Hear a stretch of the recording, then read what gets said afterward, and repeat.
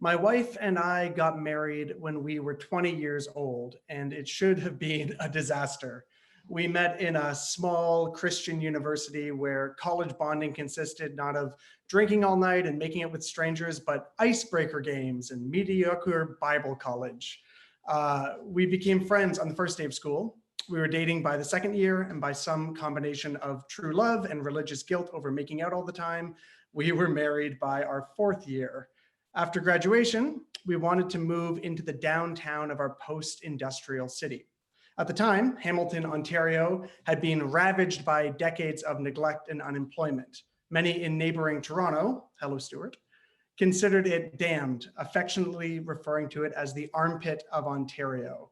But we had seen another side of the city. You had to slow down and get close to smell what made that armpit so special.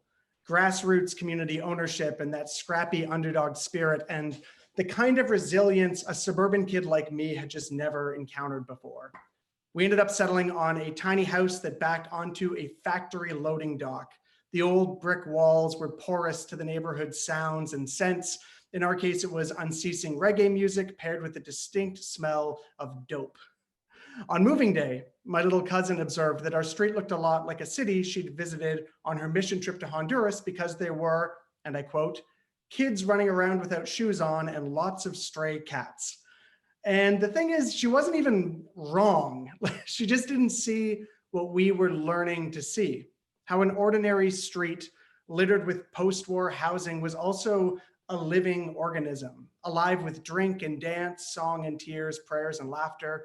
The mystery of outdated wiring and brittle plaster walls somehow becoming to us flesh and blood, the slow incarnation of a house into a home. Years later, we once again felt the pull to move, not out of the city, but a couple of blocks over to a neighborhood we'd begun to engage with. And the tension for us was what to do with this first home. The thought of selling it to strangers who might flip it for a quick buck or end up being slum landlords felt morally irresponsible in such a contested neighborhood. Our answer came to us in the form of some good friends, and they agreed to buy it off us in a private sale, ensuring that good neighbors would continue to reside in the house and saving us all thousands of dollars in real estate fees. And they loved the old house with all of its quirk, the cracked plaster walls, the turn of the century brickwork, and most of all, the intricate hardwood floors, just lovingly crafted over 100 of years ago. And we loved that it freed us up to get aggressive in our bidding for a new house. We had lost a bunch of bidding wars before we finally decided to get reckless and make our offer without conditions. For those of you who aren't aware, it's hard to know what translates across the globe. Around here, a no conditions offer means that you are buying the house. No ifs, ands, or buts. As soon as the offer is accepted, by the other side, the deal is done, whether or not you're able to secure financing or even sell your old home. A no conditions purchase is like free falling without a parachute or sex without a condom. You'll get where you want to go, but you could end up with more than you bargained for. In the end, for us, the risk paid off. We were able to purchase this beautiful old home right by the water. It needed to be gutted and renovated, but thank God we'd have the money from our first home to get it all done. A few weeks before moving day, as the paperwork was resolving and the main floor was filling with boxes, we visited my wife's parents' house for the weekend, one last getaway before renovations would just consume our lives. But the last night when we pulled in after the weekend away, something felt off. And as I went to open the door, I heard the sound of something. It sounded like static or like someone running a washing machine. And I had never heard anything quite like it because I had never before heard the sound of thousands and thousands of gallons of water flooding through every floor of our house, soaking through the second floor carpet and cascading like a waterfall in spring down the staircase. The flood settled on the main floor, but it didn't even stop its journey there. Instead, it was circling multiple small drains around the room, pushing right through the antique hardwood floors before forming a knee-high wading pool in the basement. And at first, I was just frozen in place, completely bewildered by the scene before me.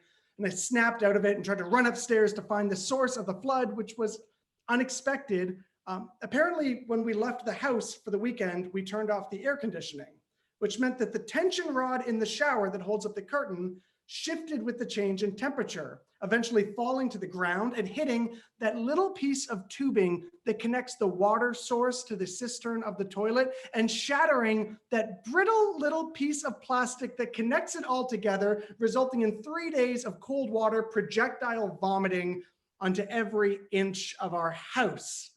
And my brain was trying to pierce it all together, but I didn't have any time to think about it. I had to find the shutoff valve. So I sprinted full speed down the stairs to the basement, but I slipped on the tile floors and cracked my shin into a nearby coffee table and yelled out, "Shit!" And in a hurry of panic, I waded through the basement before plunging my hands into the frigid water and turning off the water source. And then, like a true adult, completely in over his head, I called my parents and just screamed maniacally. I just started screaming, "It's gone! It's gone!" And they were like, "What? What is it?" The toilet thingy broke and now everything is gone. And on the other line, my mom was just begging me for context. And I yelled back, "The house is flooded." She gasped, "The hardwood floors." And "Kevin," she shouted, "Kevin, get some towels."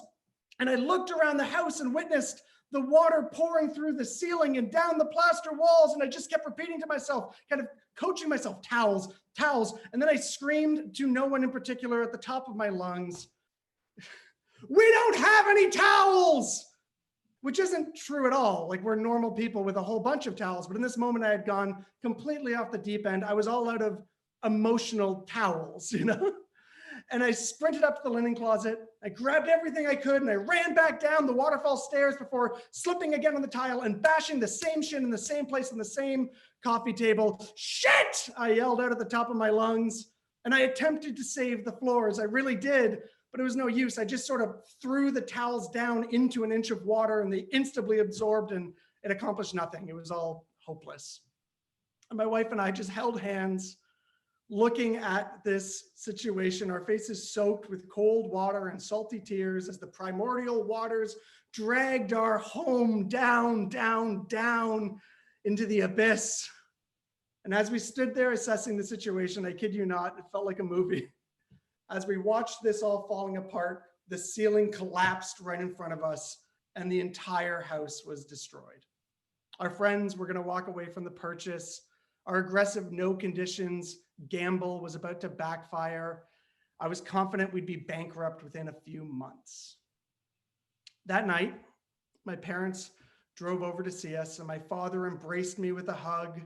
And I wept and I wept and I wept. And I felt like such a loser and such a failure to see all of our plans crumbling right before our eyes. My dad patted me on the back and said, "Well, it's times like this that you're grateful for insurance." "Wait, what?" I said, and I looked at him. "For what?" And he looked at me and said, "Insurance. You know how when you bought the house, you started paying for insurance every month?" And my face lit up like Moses seeing the face of God. I was just illuminated. I started screaming, "Meg, Meg," calling for my wife somewhere in the house. "Meg, insurance, insurance. We have insurance." I had forgotten about insurance. And so in the end, our friends, our beautiful, dear friends, still agreed to buy the flooded house, which now came with a sizable check from the insurance company. And after a few weeks of being dried out by gigantic industrial fans, they moved in to do their own renovations, the slow work of turning that twisted house into a home once again. And we were able to move into our place and begin our own process of homemaking.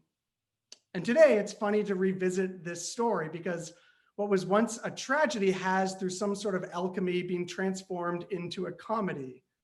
A few weeks ago, some of our dear friends had their house broken into, and the thieves trashed the place and stole credit cards and children's toys, and it threw them into disorientation. And we were talking with them the other night about the break-in, and my friend asked if I'd tell him the story again about the flood. Like I was like an elder sitting around a campfire telling the story of the flood. And he said that laughing at our story of destruction had a strange comfort, as if it was reminding him it's going to be all right. Because we want to control our future and we want to avoid catastrophe, but it just doesn't seem to be the way that things work out. Tragedy has a way of finding us and throwing us in over our head.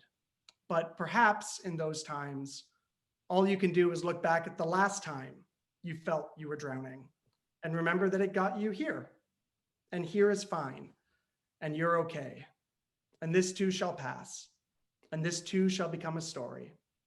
And all shall be well. And all shall be well. And all manner of things shall be well. Thank you.